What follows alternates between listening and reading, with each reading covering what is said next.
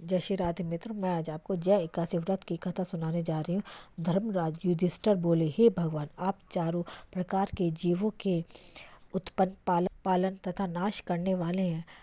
अब आप कृपा करके माघ शुक्ल एकादशी का वर्णन कीजिए। इसका क्या नाम है, इसके व्रत की क्या विधि है और इसमें कौन से देवता का पूजन किया जाता है।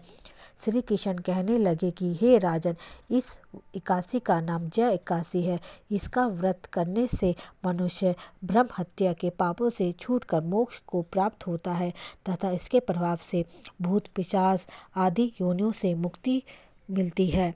इस व्रत को विधि पूर्वक करना चाहिए। अब मैं तुमको पद्म पुराण में वर्णित इसकी महिमा की एक कथा सुनाता हूँ।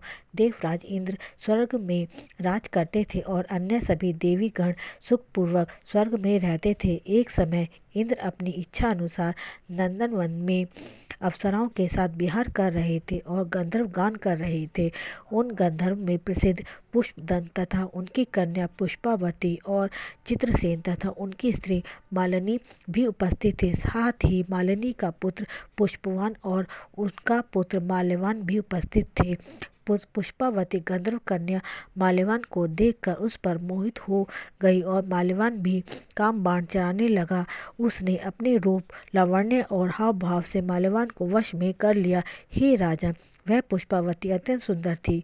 अब वह इंद्र को प्रसन्न करने के लिए गान करने लगे, परंतु परस्पर मोहित हो जाने के कारण उनका चित्त भ्रमित हो गया था।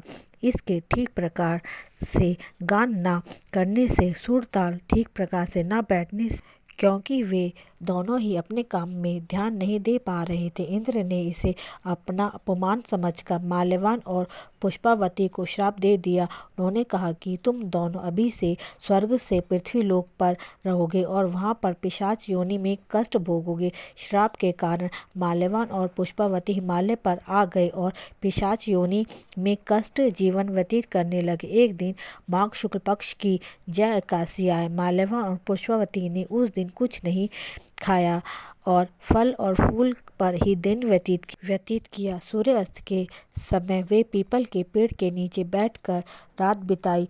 उस रात सर्दी के कारण वे दोनों सो नहीं सके, जिससे उनका रात्रि जागरण हो गया। जय एकादशी व्रत के पुण्य प्रभाव से सुबह होते ही वह पिशाच योनि से मुक्त हो गए। भगवान विष्णु की कृपा से उन दोनों ने सुंदर शरीर प्राप्त किया और वे स्वर्ग लोक चले गए। उस दोनों ने देवराज इंद्र को प्रणाम किया। उनको देखकर इंद्र चौंक गया और पिशाच योनि से मुक्त होने का उपाय पूछा। तब माल्यवान ने बताया कि भगवान विष्णु की कृपा और जय एकादशी व्रत के पुण्य प्रभाव से उन दोनों को पिशाच योनि से छुटकारा मिला। इस प्रकार से जो भी व्यक्ति जय एकादशी व्रत रखता है उसे मोक्ष की प्राप्ति होती है।